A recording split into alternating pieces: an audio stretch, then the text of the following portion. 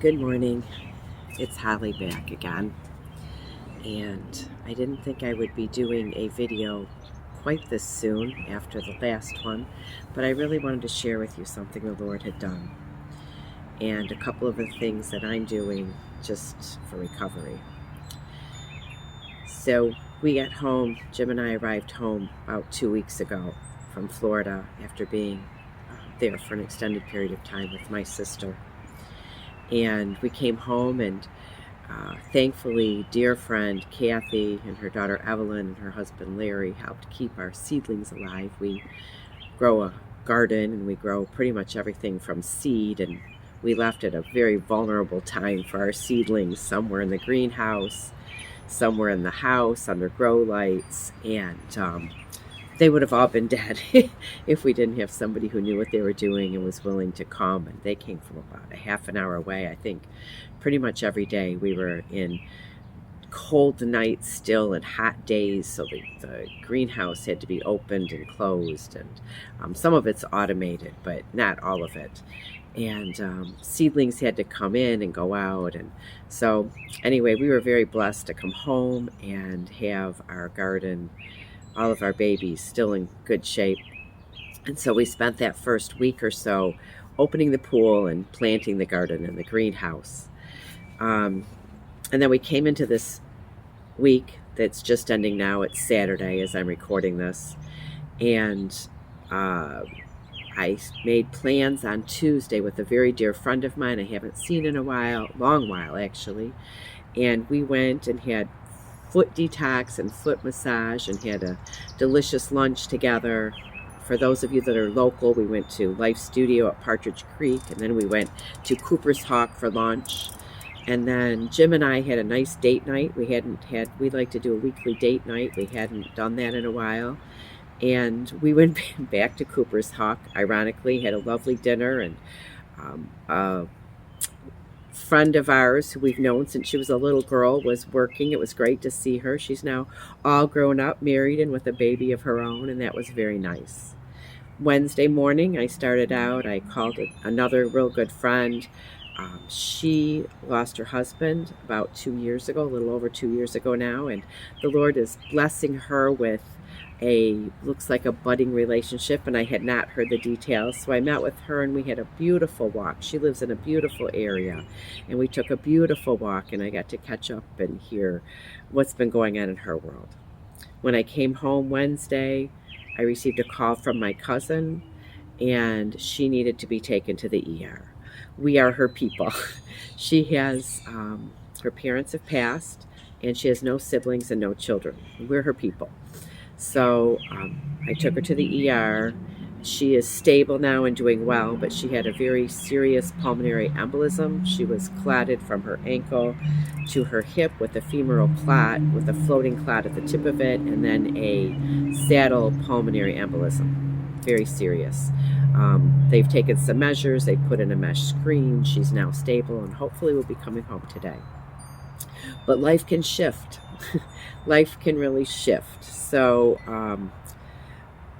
came into that. Also at the same time, I had been encouraging my brother-in-law to come into town earlier for the memorial. He was at their home in Florida and just struggling, and had finished up what he could do down there. And so at the same time I was in the ER with my cousin, I was on the phone with my brother-in-law, helping him to put together what needed to be done before he left there to come here.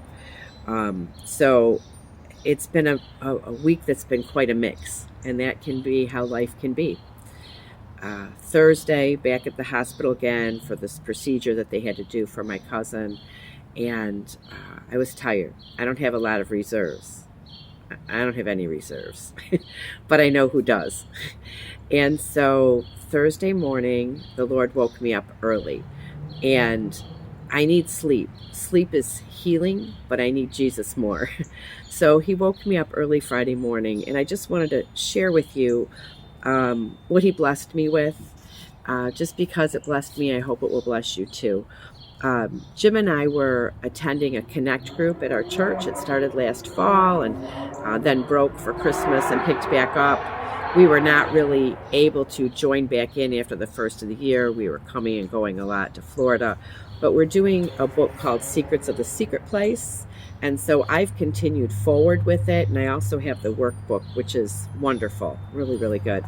But I wanted to read to you what I woke up to yesterday morning. I was still dark when I woke up. So I don't know. I think I woke up at 4:30, 5 o'clock. I'm not really sure. But I had hours while the house was still quiet and everyone else was sleeping.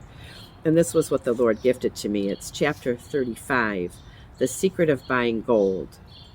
What is this gold that enriches us? It's the gold of godly character, Christ-likeness. We all want to be conformed to the image of Christ, but there's no fast or easy way to get there. Godly character isn't given, it's bought.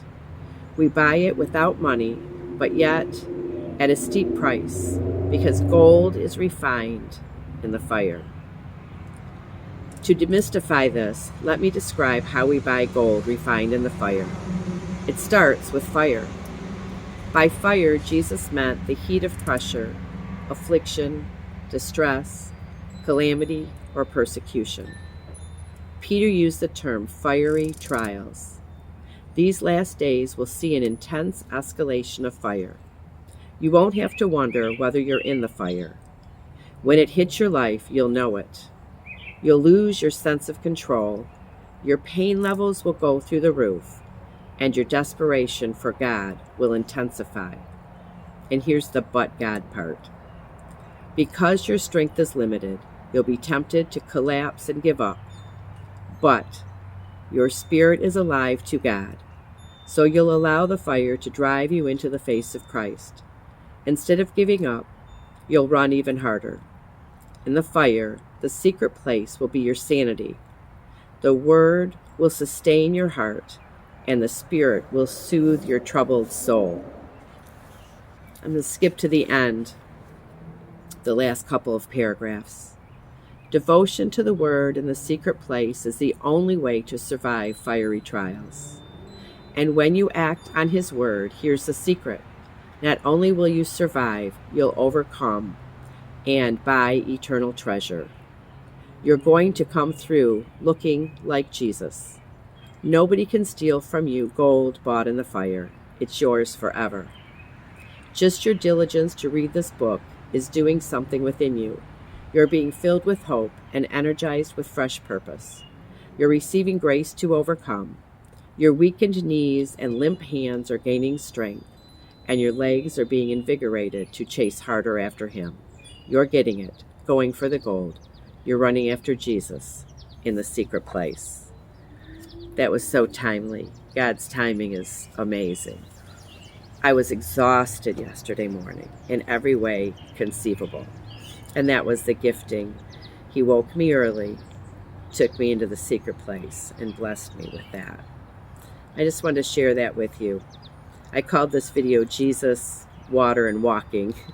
So I'll also share, there are two things that I am focusing on right now for my health, in addition to Jesus, which is the main focus, because that's where all healing comes from. But I'm really increasing my water intake. I have been dehydrated. None of you have probably ever heard me say that, but I have been.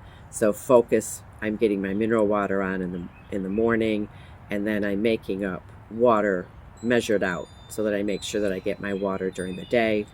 I've also added lemon to it. If you listen to me, you can hear I'm kind of congested and mucousy. The lemon will help with that. And moving. I'm moving. So my goal right now is really just twice a week. I'm very gentle goal. I actually walked 3 times this last week. I'm not real concerned with how far or how fast. I'm just really interested in getting the habit back in place of moving. And I came on this morning. It's early. The house is still quiet. I'm outside, obviously. I came on with no makeup, and I did that for 2 reasons. One, I wanted you to really be able to see where I'm at without makeup. I want you to see my skin. I'm going to take my glasses off. I want you to see my face, my eyes, because that's going to be changing. Our skin is the biggest organ in our body. And so as I hydrate and as I do the things to improve my health, I want you to be able to see the changes. I have puffiness under my eyes and some dark circles, and I look tired. But I want you to be able to see the change. In addition to that, I came on without makeup because right now in my life, if I have to get cute every time I make a video, you're never going to see me on a video. So that's it for today. I really just wanted to share. I honestly didn't think I would come on and make another video this soon, but after yesterday, I just felt like I wanted to share that with you. So I'm pleased to just share these days with you as I journey, and I hope they bless you. Be well, be blessed.